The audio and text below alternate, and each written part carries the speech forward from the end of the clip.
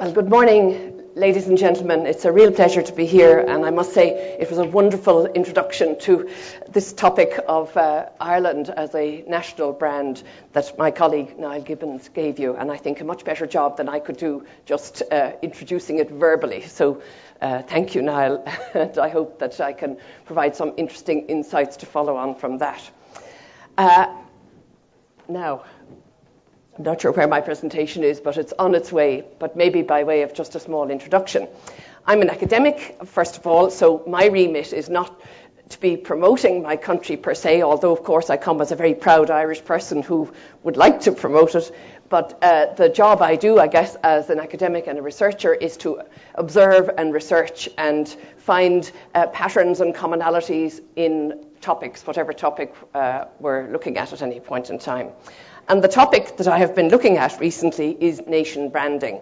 And as you are all aware, and I think very much interested in, nation branding is a topic that virtually every country in the world at the moment is paying a great deal of attention to and investing heavily in trying to develop. And from where I stand as an academic looking at this, you find that nearly everything that is written about this is about building brands, because most countries are at an early stage of brand development. And for example, our first speaker this morning from Latvia was saying that they consider their brand is just 1 year old, that their efforts, conscious efforts to build the brand only started about a year ago. And I think one could probably say the same about Dr. Horvath's talk that, Hungary has been working on this for quite some time, but it's still relatively recent. He talked about being in the teenage years in terms of the nation brand. Whereas Ireland, I was going to say that we have been building our brand for at least 50 years, from when we set up state agencies to promote our country in tourism and in investment terms and various other aspects. But in fact, listening to the last presentation, I realized that it's much older than 50 years, that our brand has been in construction for a very long time, and we've been very conscious as a country of the need to reach out to the international community and attract investment and tourism and all those kinds of things. So we are, one could nearly say, in the mature stage as a brand, that we have a much longer history and we have reached a much higher level of development in some ways than many of the countries that people here represent. But what struck me as interesting, and what I have been working on and trying to investigate, is the fact that brands don't stand still. You don't just build them and they sit there on a plateau. Brands are dynamic. They are a delicate flower. They are something fragile and intangible that needs to be minded and nurtured and cherished, and that can very easily suffer damage. And the problem that we in Ireland have experienced is that our brand grew and developed on many different fronts simultaneously and was doing extremely well, to the point where one could argue we were almost overconfident. And then we ran into economic problems and all sorts of other things that followed. And that question comes up, of course, what does that do to this wonderful brand that we've spent so long developing? So what I want to do is to take you through a little bit about my thinking on that topic. And so the title, which is now here in front of us, thankfully, the title that I thought I would create a presentation around for today is Brand Ireland, an illustration of damage and repair. And I hope the damage is not too serious, but we definitely have suffered a little bit of a wobble in recent times. And what I want to do, therefore, is to try and talk you through that and to make some general observations that might be transferable to other countries equally. So I intended to start off by just introducing our nation brand in a very summary way, and I think you've already had a very excellent introduction to the tourism side of that.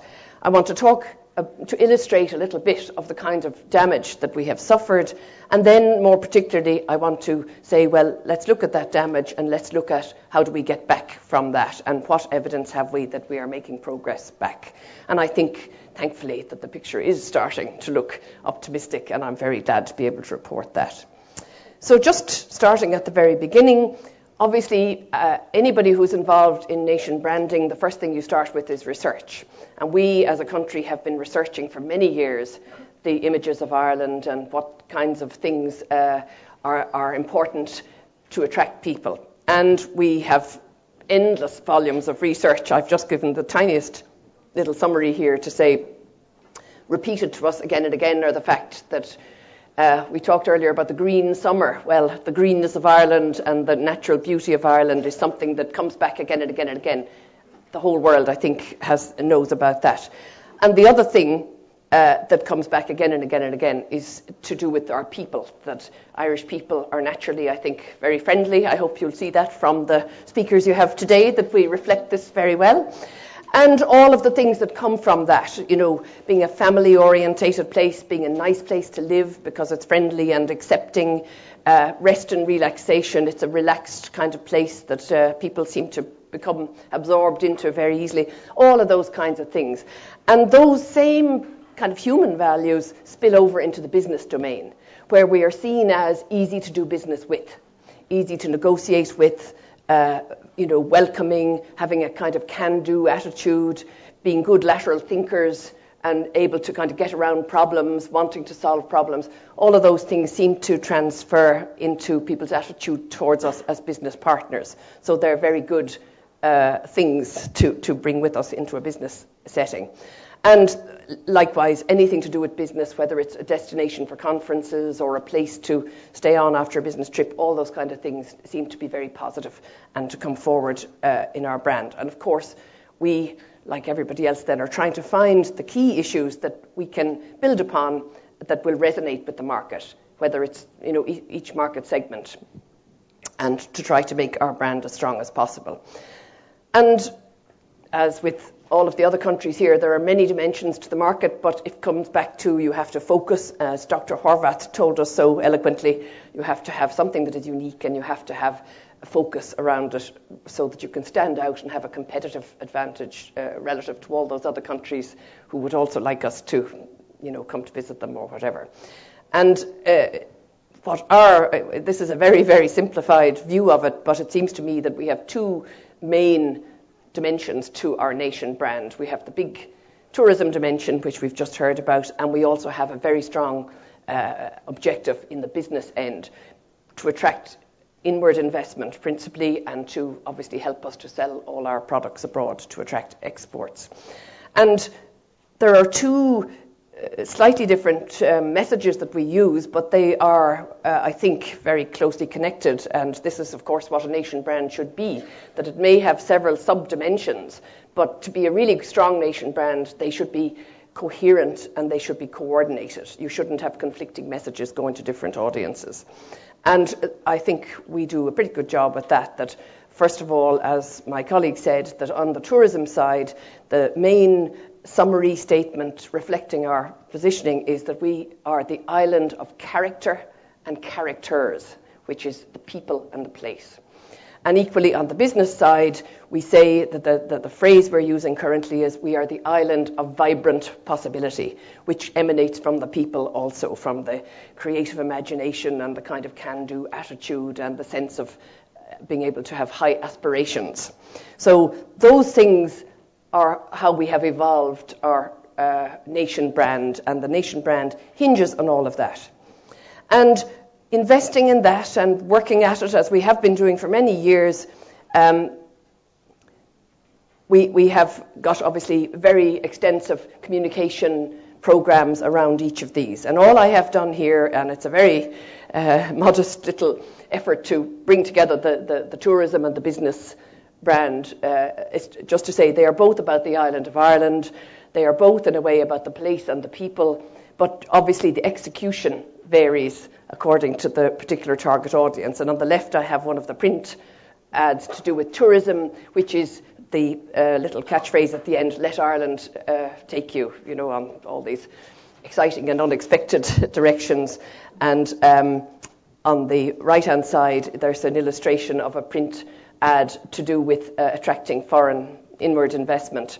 And it says, the thinking now is not about the dollars you invest, but about the people you invest in. So it's the same general direction, but it's about investing in the country and investing in the people. And that just captures, I think, the visual incarnation, if you like, of our nation brand. And we have been very successful in cultivating that as we've invested in it over the years. And I have just summarised a couple of main facts about that to say, look, our nation branding efforts have been a roaring success. And I use that sort of pun intentionally, because our economic success of the decade, say from the mid-90s to the mid-2000s, was so amazing, really, that it was labelled as the Celtic Tiger years. So the tiger roared happily for that time, but unfortunately he has roared less in recent times, and this is the source of our problem. And just to summarise the few key variables, that over that time our GDP growth averaged 6.3%, and in the latter part of the 90s it actually went up to 10% a year GDP growth, which was way higher than the average for the EU as a whole. Equally, our foreign direct investment over all those years averaged about 2.5 billion per year. And we had so much investment and so many new businesses being created that our unemployment went down to, what is considered virtually full employment. We went down to 5%. And our exports were booming, and to the point where we had balance of payment surpluses. We had fiscal surpluses as the norm. Our national debt at that time virtually disappeared, and lots of Irish people who had emigrated were able to come home and work in Ireland because there was so much opportunity for them. So it seemed like everything was just about perfect. It was a very good period of time from that, on the surface at least. So much so that I've just captured the what people were saying about it. There's a survey done every year called the Global Quality of Life Survey, carried out by the Economist Intelligence Unit. And in 2005, Ireland was designated the world's best country from a quality of life perspective. And they described why this was the ranking by saying that Ireland wins because it successfully combines the most desirable elements of the new, which was the highest GDP per head in the world, low unemployment, and coupled with political liberty. And it also manages to do this while preserving certain, what they called cosy elements of the old, such as stable family and community life. So all of this was wonderful, and of course we were paying attention to this international media coverage as well as our own experiences at home. And we were basking in the glow. We were delighted with ourselves and very confident and happy, and felt that we were almost a model for the rest of the world. But as my mother would say, pride comes before a fall. And maybe we got a little bit too proud, and maybe we got a little bit too complacent.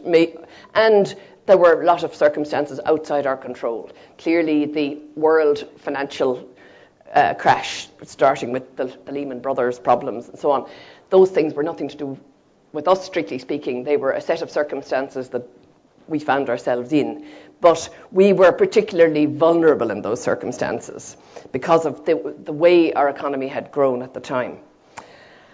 And this particular financial problem that increased and accelerated, and that we got into deeper and deeper trouble, was reflected, not only the reality of the problem, but the manifestation of the problem was reflected in a kind of a media frenzy where there was lots and lots of very negative publicity. Some of it superficial and spurious and trivial, but nonetheless all feeding this sense of problem, and nothing going well. And I've just given a few little examples here.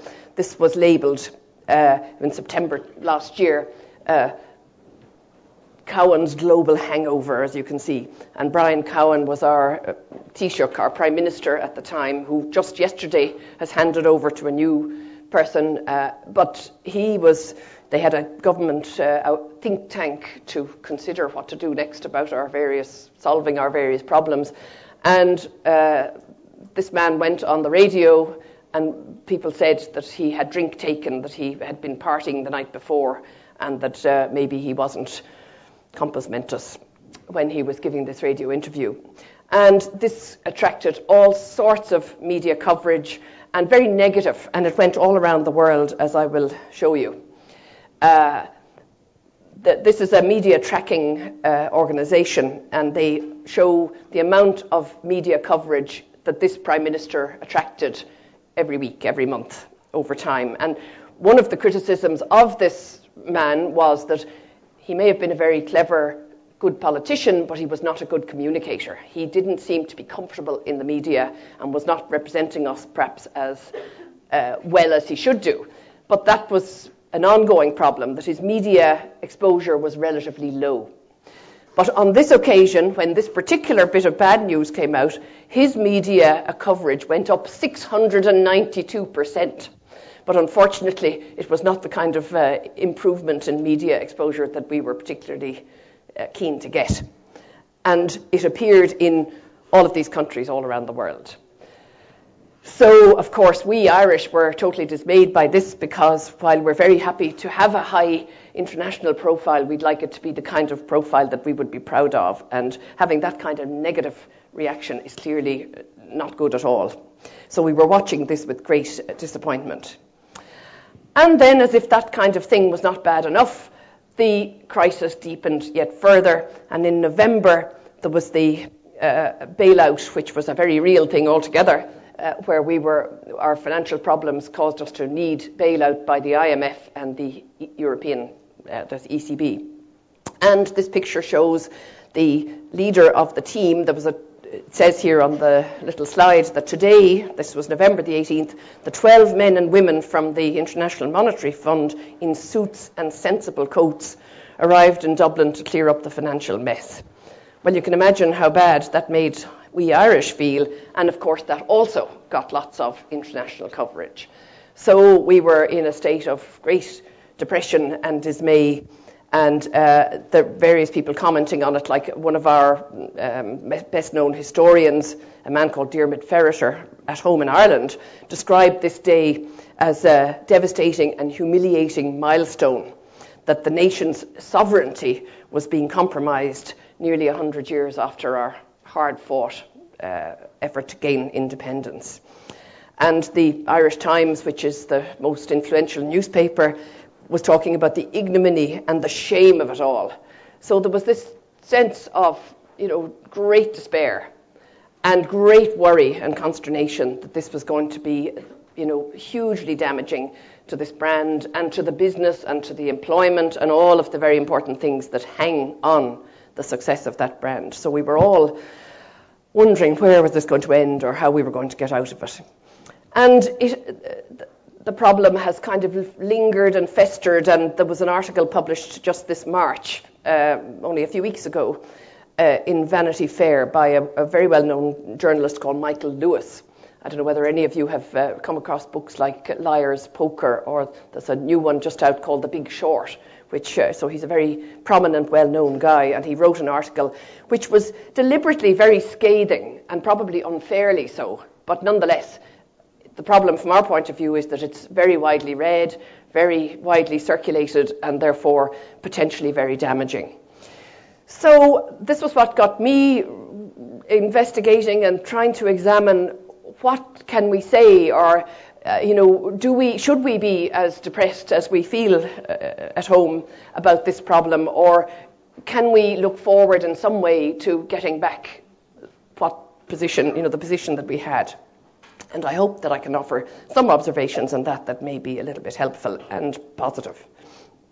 And the way I framed it for myself to try to get a grip on this, that if you read any of the theory and so on, Simon Anholt and all these well-known people who've written about nation branding, what they will all say is that to develop a good nation brand, it's about the convergence between your own identity as a country, who you see yourselves as, and the images of those people externally.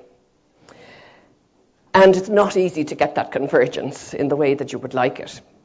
And the normal situation for any country as they start even at the beginning to try and build their brand, they'll generally find that their identity at home is positive, it's up there.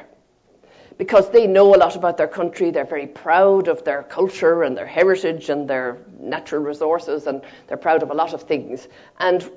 But the outside world may not know much about those. Very often, I'm saying that the image externally is often neutral, but the neutral because people just have a low level of awareness. They don't know much about it, and they don't have any particular opinions about it.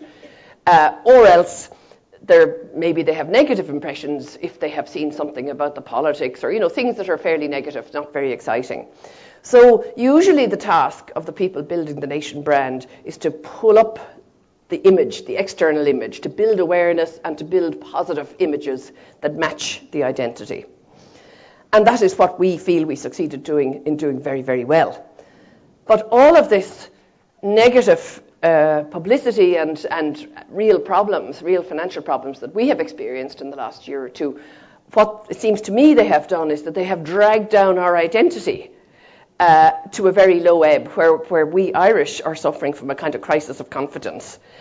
And we think that because we are seeing all the media coverage and we are being bombarded with all this negative feedback all the time, we feel that our brand and our standing in the world community has got to a low ebb.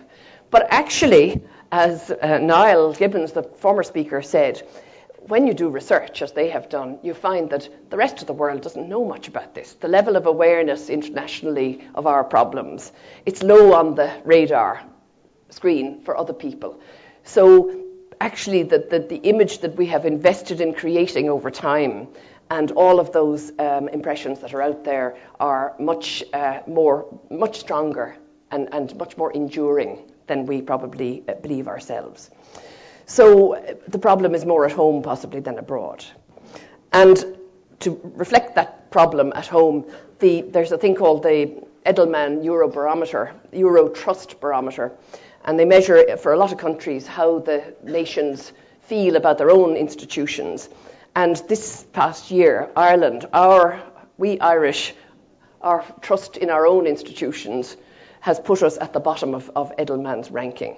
So it's like we at home have lost trust in our own brand and in our own institutions, but people externally may not have the same feeling.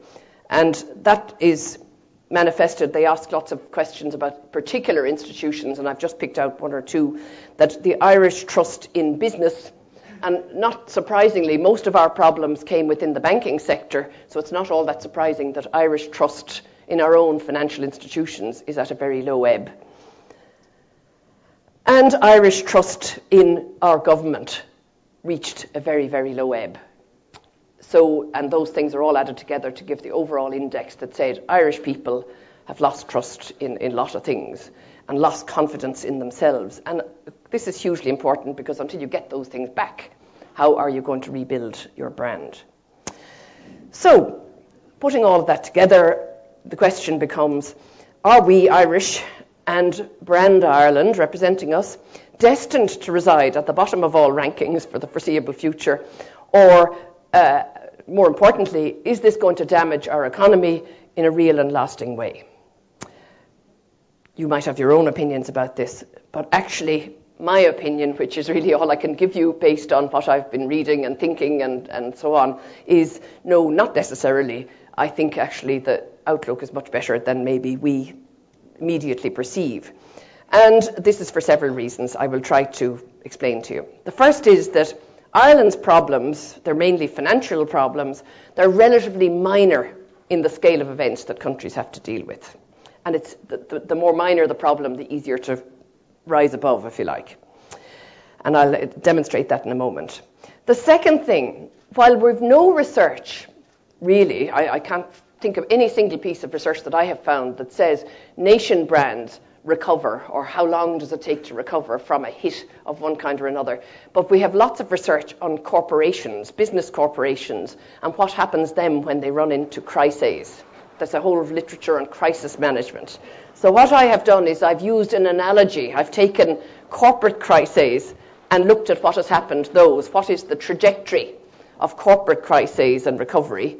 And I've sort of translated that into a nation brand context.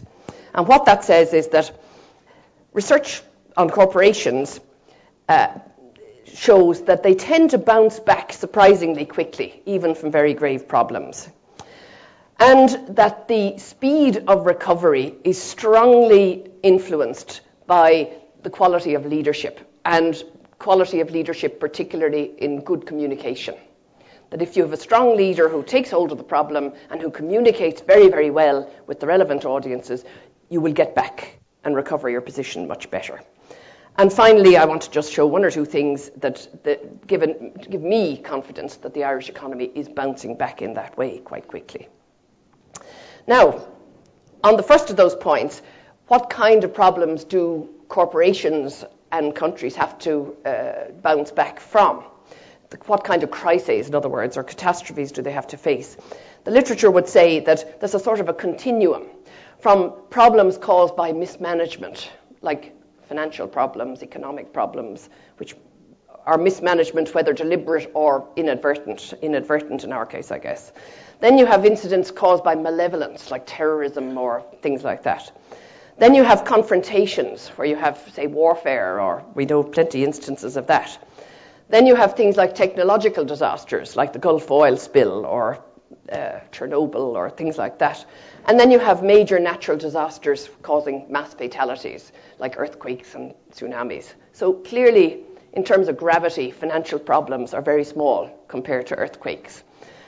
And arguably, the problems that Ireland is dealing with are at the very low end of that continuum. They may seem big to us, and they do at home, but in terms of the persistent, long-standing damage, that would be considered as at the minor end of the scale. So that's, to me, somewhat comforting in a relative sense. Then, if you look at the research, which I have done, on various kinds of corporate crises at that lower end of the scale, things like sales of product recalls. You're all aware, probably Toyota last year recalled some vast number of vehicles because they had some fault. There was the famous, iconic example of the Tylenol capsules in the States where they were contaminated. Those kinds of things where companies have a huge crisis to do with their products. And what happens is when they're selling their products for many years on a fairly even keel, and all of a sudden some major thing is announced and the sales collapse. How long does it take those sales to build back up?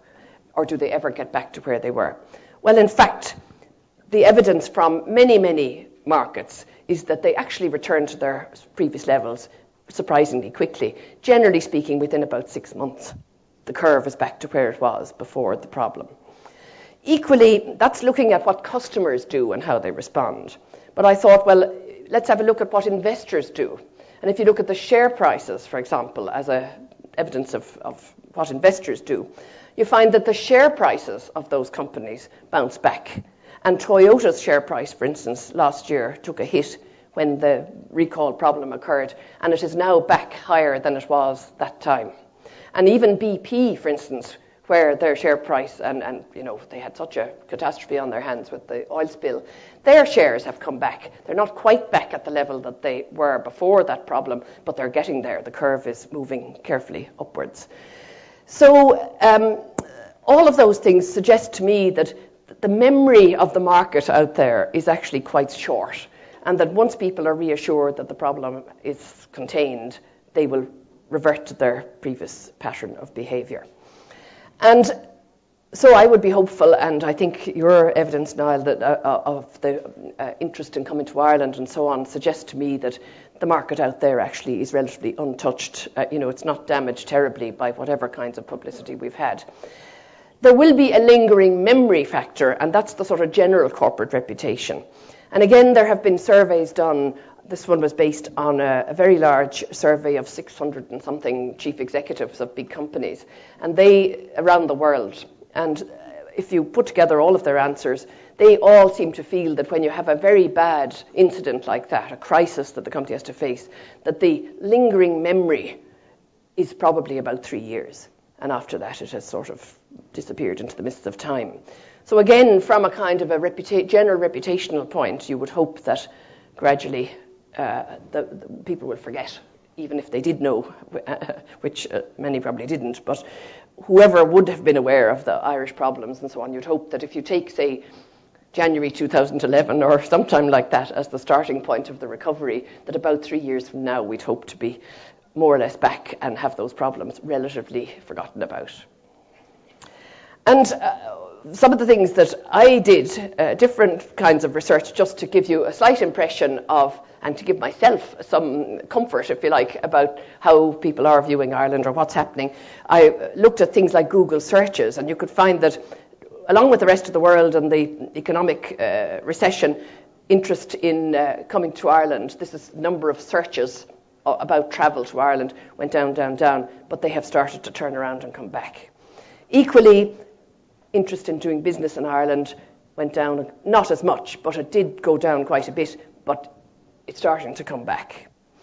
Our exports, which are 75% driven by multinationals coming to Ireland, or working in Ireland, have held up remarkably well. And in fact, last year our exports were up 6.9%, as against an EU average, which was down 3-point-something%. So that part of our business is holding up very well. We have just recently been ranked again as the second country in the world in terms of attracting FDI. So our FDI share is holding up remarkably well. Tourism was hit, but as Niall, in his talk just a minute ago, said, the signs are very positive that it's turning round. And this is our trust, Irish people's trust in our own institutions, and it's a kind of proxy for confidence, is showing, if you look at the green line, that we're starting to recover our confidence in the various institutions, which is a huge sort of foundation that we need to back up our brand. And finally, we have a new government which just took office yesterday, and that should solve the need, which you often have in these crisis situations, for new energetic leadership and hopefully for much better communication to take us forward and to do things on a new platform to give us a whole new impetus for our brand. So thank you, ladies and gentlemen, as our new Prime Minister said in his little slide here. Thank you for your support, and we in Ireland are open for business and would love to talk to you if any of you have interest in Ireland, whether it's for tourism or education or for any of the other things that we are involved in. So thank you very much. Oh, question? Yes. If you like. Yeah. Thank you very much, Professor Lambkin. We can take a few questions. I suggest, since we're running slightly behind schedule, maybe we can take a few together, and then I can give it to you for a response. Hello, I'm Julia Tkachenko. I'm a PhD student from Ukraine. And I have one question. Do you have some governmental programs in order to boost foreign direct investments? And what are the main principles they are based on? Maybe like some focuses or just milestones? Were you going to be commenting on that? Is there a second question or a comment also? In the back, okay. So we'll take maybe two together then, and then, okay.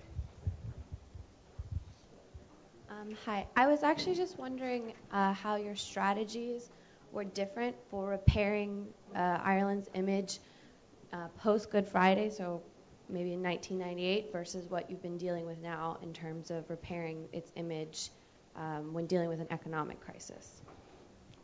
And the final question here. Thank you for the time. I'm from Indonesia, and I love Ireland and the group band Westlife. Oh. It's my favorite one, okay? It's a good title. Sorry, the title is Damage, and the title of your presentation? Oh, it was Brand Ireland, an illustration of damage and repair. An illustration, damage and repair. And the question is how you solve the problem of, relating to the global warming, how it impacting your business and economy. Thank you very much. Okay, well, now there's a lot of different issues there. I maybe take the last one first. I have absolutely no answer for solving global warming. That's a big question that the whole world is dealing with. Clearly, we have a very strong environmental awareness, and we have people, we have organisations and programmes in place who are specially looking at that from an Irish point of view, because we guard our environment very jealously because it's, our best resource, if you like. But precisely what the form of that is, I don't know, and it's such a big subject, I don't think we can really address it. On the question of attracting business investment, inward investment, we have another, just as we have the very major tourism organisation, we have another organisation called the IDA, Industrial Development Authority, and their job is to attract business in and to promote Ireland from a business point of view. And it's a large, very vibrant, very active organisation, and you could look up their website and I'm sure you could get quite a lot of information about all of the programs they have going on. And their strategy document is up there, so there's a lot of information. So I don't think really that I could go, there's no point trying to go into that, particularly when we have a time constraint here. But it is a very interesting organisation. They are regarded as a model of how to be successful in attracting FDI, and I think they advise lots of foreign governments about how to do the same thing, so they are well worth having a look at. So it's ida.ie for anybody who might like to look it up. But I guess I better stop there because I'm conscious that I'm taking too much time from other speakers. No, not at all. Thank you very, very much for the lecture. We really appreciated it. And, Pleasure. Professor Mary Lambkin. Thank you. Thank you.